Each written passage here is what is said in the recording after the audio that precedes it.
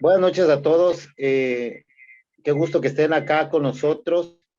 Eh, Como todas las actividades de manera remota y por vía electrónica a las que ya nos estamos acostumbrando, incluso a los contratiempos, estamos teniendo un poquito de dificultades para enlazar la plática del doctor Cadena. La verdad es que es una plática que estuvimos buscando bastante por la importancia que tiene en actualización para todos los pediatras en todas las especialidades, porque tiene que ver con todas las especialidades de pediatría, y también para los médicos que nos acompañan de otros colegios y otras especialidades. Medicina familiar y general también tiene que ver muchísimo con el tema, y buscamos este tema con la finalidad de estar actualizados y estar siendo punta en el tratamiento de nuestros pacientes tabasqueños y de la región, porque también tenemos invitados de otras partes, incluso de fuera del país.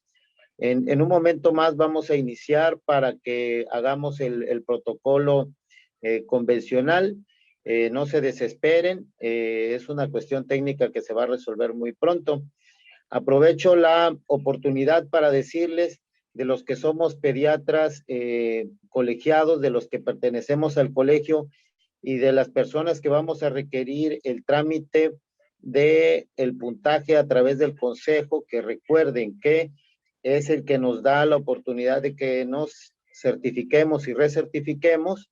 Es importante que anotemos el nombre completo porque es un requisito que ellos nos solicitan. Ya en este nivel ya no estamos nosotros para poner condiciones, porque nosotros nada más ayudamos con la gestión, pero la gestión es ante ellos directamente. Entonces, como requisitos de que sí están asistiendo a las sesiones, ya no podemos poner nombres incompletos o seudónimos o nicks, porque no nos los hacen válidos. Es muy posible que en algún momento también nos vayan a solicitar que hagamos un screen de nuestra pantalla con eh, donde se vean nuestras caras, pues, para aquellos que tenemos un poquito de dificultad de abrir nuestros micrófonos y también nuestros videos.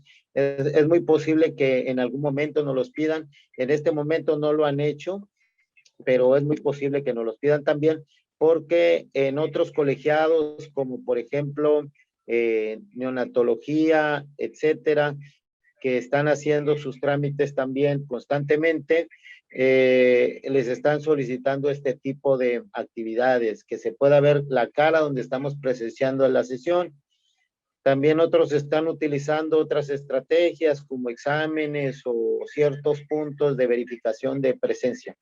Nosotros en el momento nada más les estamos pidiendo que si pueden tener sus nombres completos para que con esto podamos hacer el trámite sin ninguna dificultad. Acuérdense que el trámite nosotros lo hacemos, pero al final de cuentas el beneficio es personal. Entonces, en un momento más vamos a iniciar. Seguimos esperando que nos dé la indicación por parte de, en esta ocasión, el organismo patrocinador, que es un laboratorio de la industria farmacéutica. También quisiera, para ahorrar tiempo, aprovechar la oportunidad para decirle, esta es nuestra cuarta sesión. Hemos tenido muy buena asistencia, muy buena respuesta.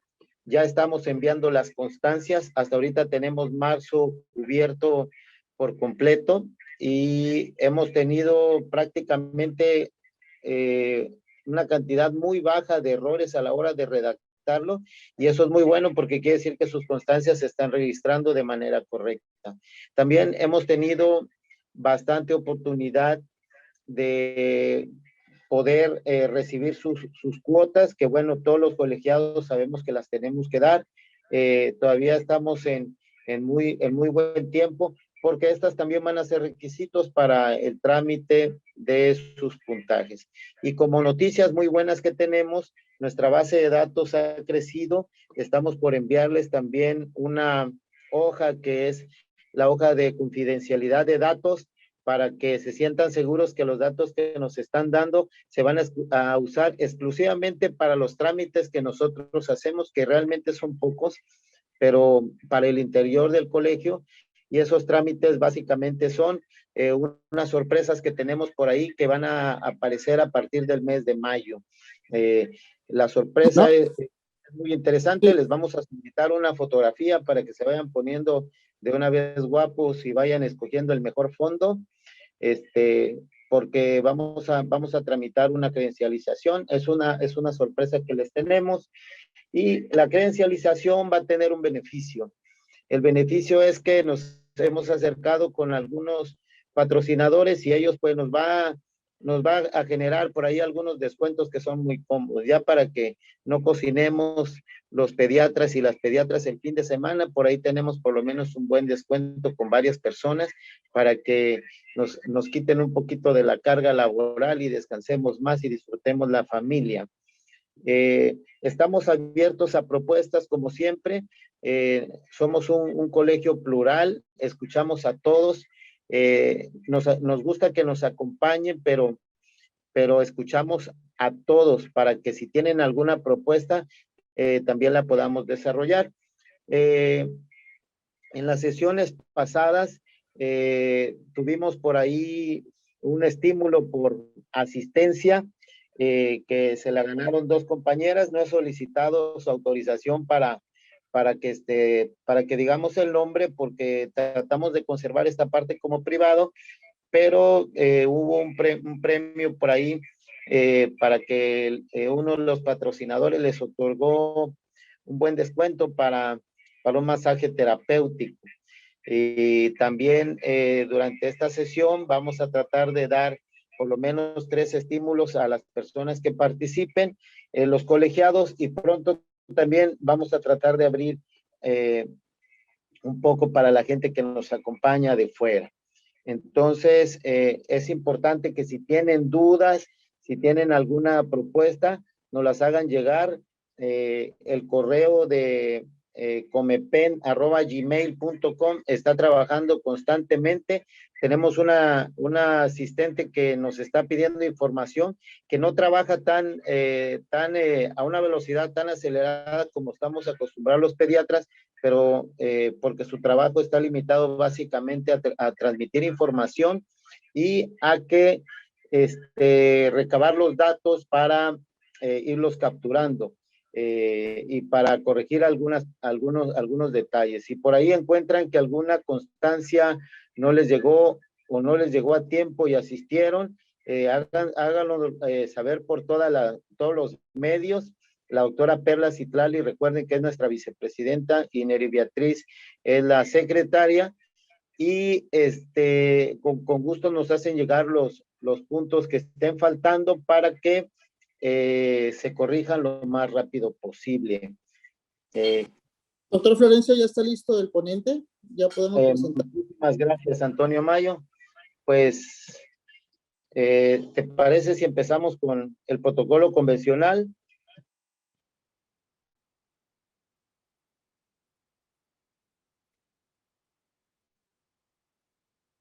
Antonio. Sí, listo, doctor, ya puede presentarlo con todo gusto. Okay. Muy buenas noches, estamos reunidos desde la ciudad de Villahermosa, Tabasco, hoy 29 de abril del año 2021, para nuestra cuarta sesión ordinaria del Colegio de Médicos Pediatras y Especialistas en la Niñez de Tabasco, Comepen, quienes somos filiales de la Asociación Mexicana de Pediatría, AMP, donde vamos a enfatizar, como siempre, la actividad académica con un invitado que nos asistirá de manera remota y que en breve vamos a presentar, y terminaremos con anuncios de interés particular para el colegio. Pediatra secretario Neri Beatriz de la Fuente Gutiérrez, sírvase verificar que haya quórum legal para el inicio de los trabajos regulares.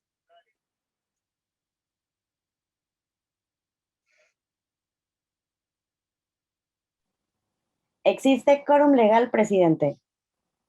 Habiendo quórum legal, cedemos la palabra a la compañera Yunaisi Alfaro Rodríguez, pediatra, para la presentación académica de nuestro ponente e iniciar la sesión. Buenas noches.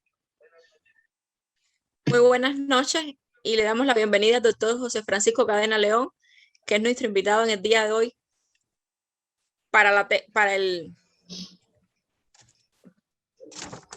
el tema que nos compete En nuestra sesión, el doctor José Francisco Cadena León, vamos a hacer un breve resumen de su muy productiva labor como médico desde que se graduó. Es médico especialista en pediatría, gastroenterología y nutrición pediátrica, médico adscrito al Servicio de Gastroenterología y Nutrición del Instituto Nacional de Pediatría, coordinador de la Unidad Diagnóstica de Gastroenterología y Pediatría Integral, específicamente en el servicio de endoscopía digestiva. Además, es profesor adjunto de nutrición pediátrica en la Universidad Anáhuac del Norte. Es miembro activo específicamente en adiestramiento en endoscopía digestiva en el Hospital General de México. Es miembro de la Asociación Médica del Instituto Nacional de Pediatría. Pertenece al Consejo Mexicano de Certificación Pediátrica, al Consejo Mexicano de Gastroenterología Pediátrica, con más de 20 publicaciones en revistas nacionales e internacionales de primer impacto, coautor de múltiples capítulos en libros de pediatría y gastroenterología pediátrica, director y asesor de múltiples tesis pediátricas y con participación activa en múltiples eventos tanto nacionales como internacionales, congresos, simposios y otros. Ya les digo un breve resumen porque la actividad laboral del doctor ha sido muy amplia desde sus inicios. Y sin más preámbulos, pues ya le damos la palabra al doctor.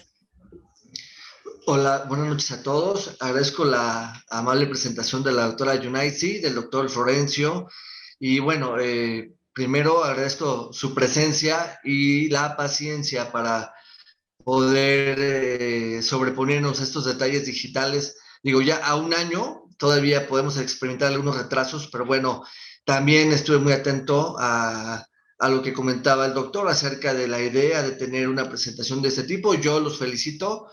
No es un tema que se busque de una forma intencionada, pero considero que en la terapéutica actual, para los niños es fundamental poder entender por qué está cambiando el tratamiento de diferentes enfermedades, donde la nutrición en etapas muy tempranas y componentes asociados en los nutrimentos, que es lo que vamos a hablar ahora, tienen un impacto en el desarrollo o en la educación inmunológica de los niños desde los primeros segundos y minutos de vida y a lo largo del tiempo.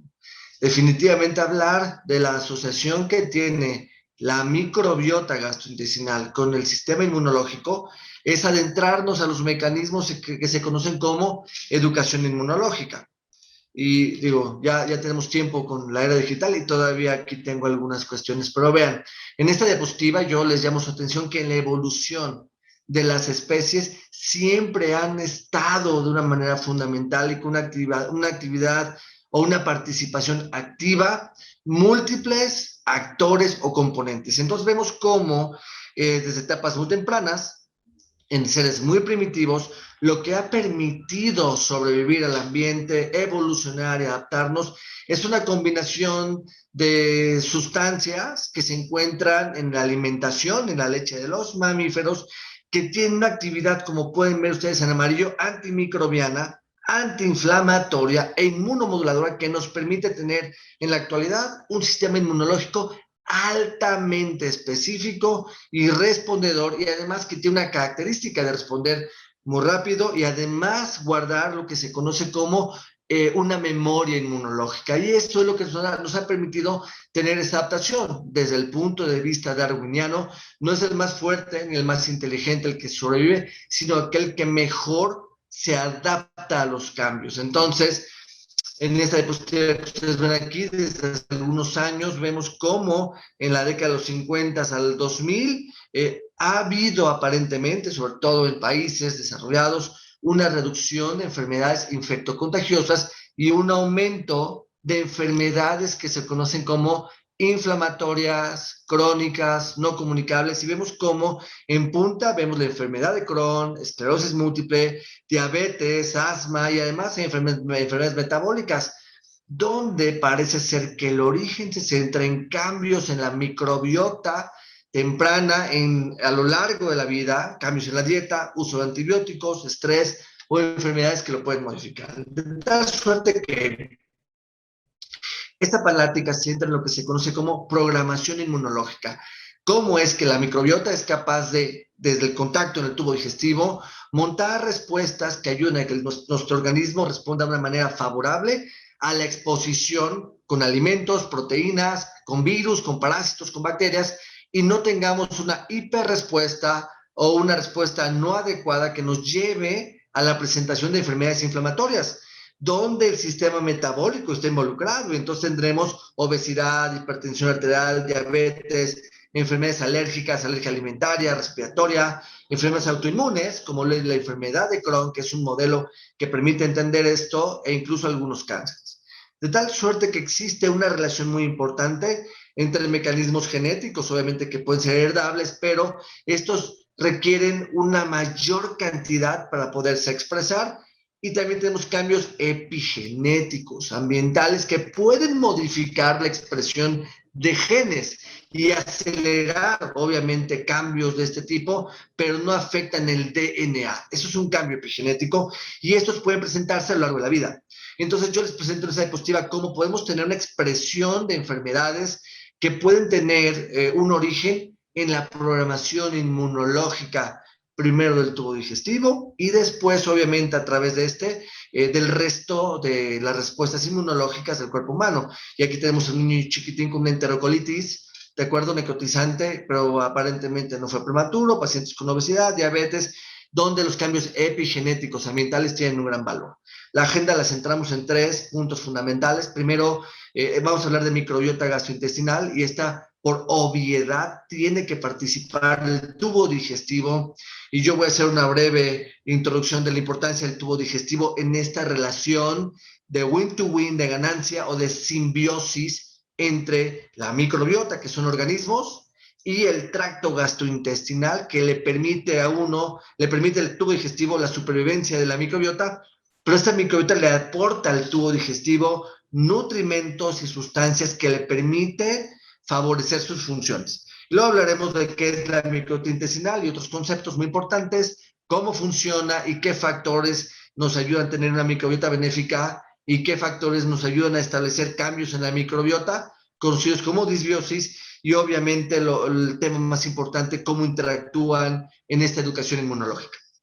El tubo digestivo, de forma tradicional, tiene 2 funciones principales. Uno, reconocer y protegernos contra antígenos que tengan, obviamente, una función patogénica, y además reconocer partículas bacterianas o partículas de la dieta que tengan un efecto benéfico, es decir, que podamos obtener un beneficio, además de la nutrición, ganar peso y ganar talla, educar al sistema inmunológico para mantener siempre un fenómeno que se conoce como de tolerancia oral u homeostasis. Entonces, un tubo digestivo no inflamado digiere mejor, absorbe mejor nutrimentos, agua y electrolitos, que es la segunda función, y por lo tanto tiene una mejor motilidad gastrointestinal. El tubo digestivo, en su desarrollo desde la etapa gestacional, ven ustedes cómo, alcanzando la mayor número de semanas gestacionales, tiene cambios muy importantes en su estructura, cuando hablamos sobre todo de las vellosidades intestinales que permiten generar estos cambios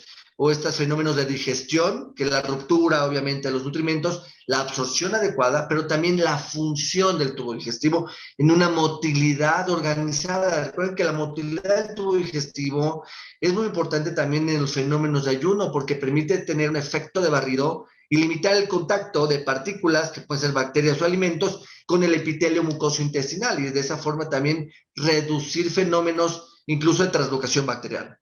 De tal suerte que estos cambios son más notorios en pacientes o bebitos que tengan una edad gestacional menor, porque este desarrollo que no se dio durante la etapa gestacional tendrá que hacerlo en un catch-up, pero en un periodo postnatal, y obviamente veremos cuáles son los impactos más importantes de esto. Y vemos en estas fotografías cómo el tubo digestivo tiene esas capas, ¿no? Mucosas, mucosa, la muscular y la serosa, pero obviamente en la parte de la luz, del lumen intestinal, tenemos esas vellosidades intestinales que permiten generar la digestión de nutrimentos, cuando tenemos en la punta de la vellosidad la enzima de lactasa, y luego tenemos al fondo las criptas de Lieberkühn. Es fundamental que yo les diga que las mismas células que ayudan a la digestión y absorción participan en los mecanismos de protección inmunológica. En esta vellosidad podemos tener además, que es una foto del tubo digestivo del intestino delgado, células del epitelio intestinal, enterocitos, que son los que forman esa lámina única de epitelio, unidos unos con otros a través de unas uniones que son uniones estrechas o apretadas que limitan el paso o la permeabilidad. Pero también hay células que se llaman células de Paneth. Estas principalmente se encuentran hasta abajo en las criptas de Lieberkühn. Tenemos células de Goblet que favorecen la formación de moco y esos generan un efecto de protección de barrera muy importante. Entonces, el tubo digestivo tiene funciones de digestión y absorción, funciones de motilidad, funciones de protección para limitar, obviamente, segregar o separar de una forma pues ordenada a las bacterias y que solamente algunas puedan ser digeridas o pasar incluso a través del epitelio intestinal y empezar a programar o educar de una forma, vamos a decirlo entre comillas, purificada, ordenada y selectiva, las partículas que serán reconocidas en el aparato inmunológico que se encuentra dentro del tubo digestivo y que se conoce como GALT, por sus siglas en inglés, tejido linfoide asociado a intestino. Y entonces, en este sistema inmunológico se montan dos tipos de respuestas. Una que es de protección inmediata de barrera, que es el sistema inmune innato, y el otro que es una respuesta que es el resultado de la evolución, a través de donde se forman sustancias protectoras antiinflamatorias, que es el sistema inmune adaptativo, que depende de una respuesta humoral por linfocitos B y celular por linfocitos T, que vamos a ver más adelante.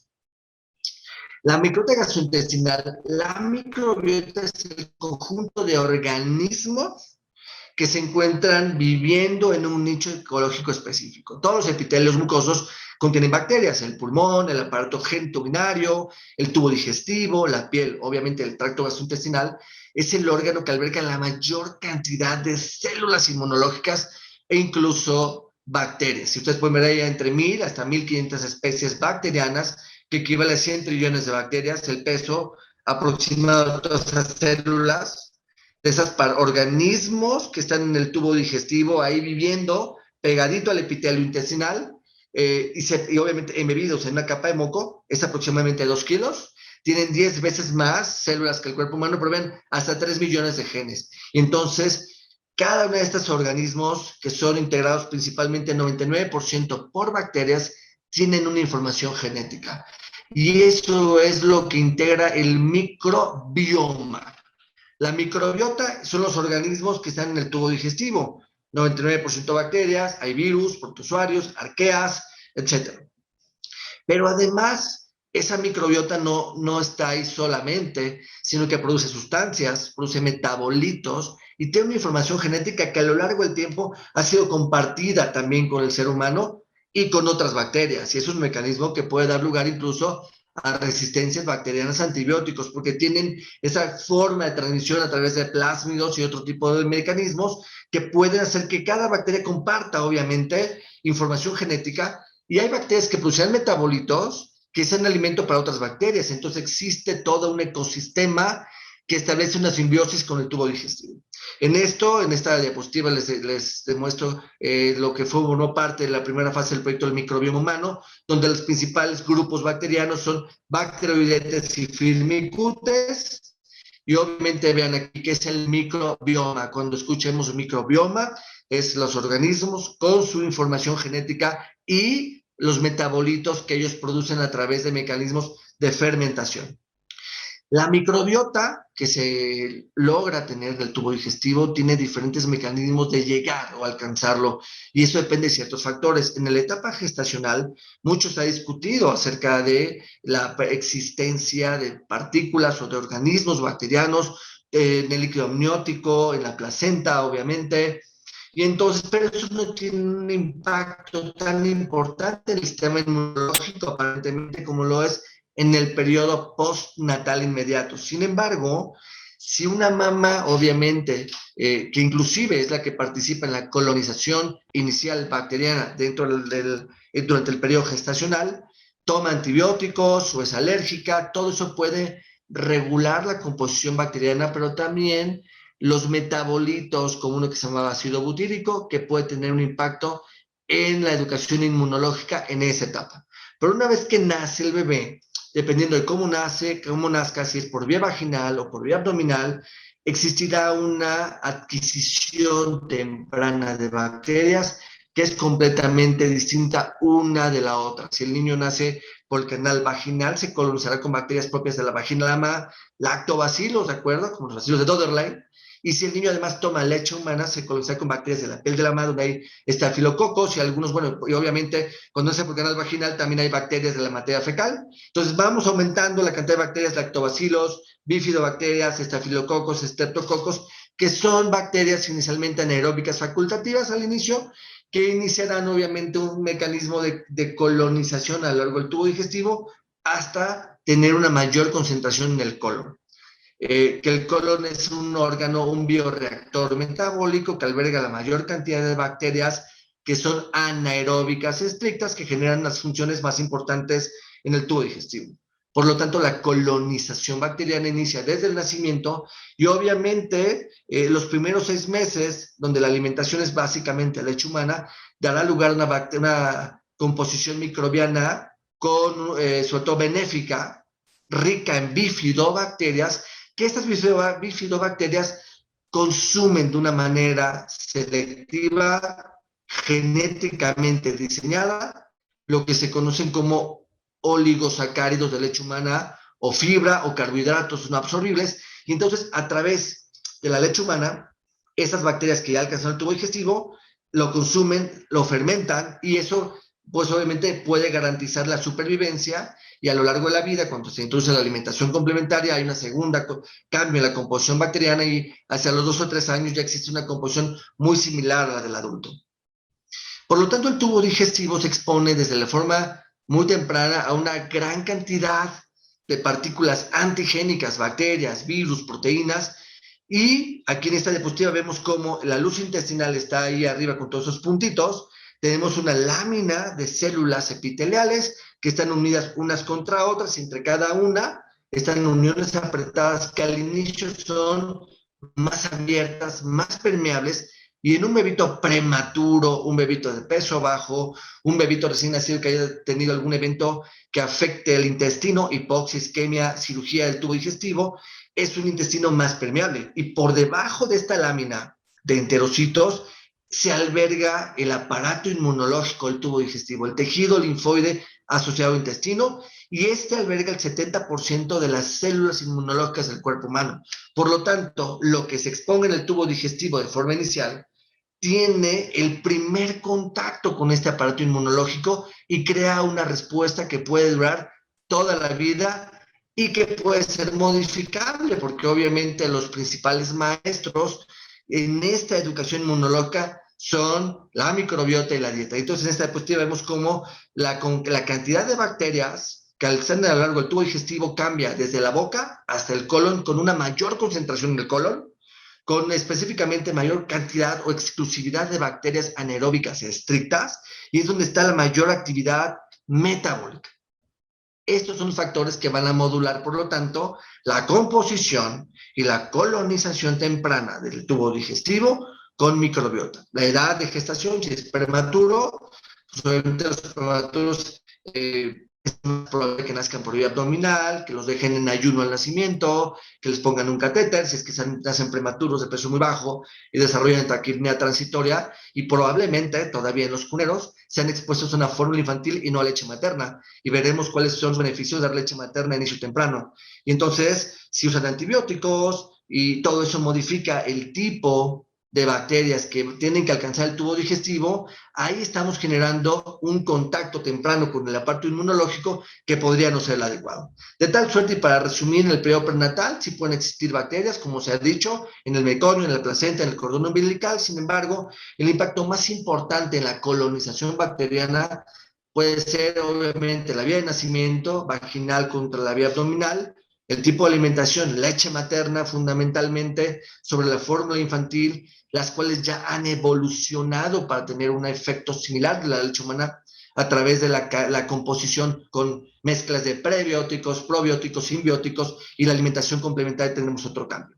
¿Por qué la leche humana es tan importante en la modulación de la microbiota? Uno, la leche humana no es estéril. Me voy hasta la parte de abajo, donde la leche humana puede contener bacterias, como ya les comenté, lactobacilos, bifidobacterias, estafilococos y estreptococos que permiten la obtención de estos conjuntos bacterianos benéficos, principalmente bifidobacterias y lactobacilos, que alcancen el tubo digestivo y empiecen a generar una educación inmunológica que vamos a ver más adelante.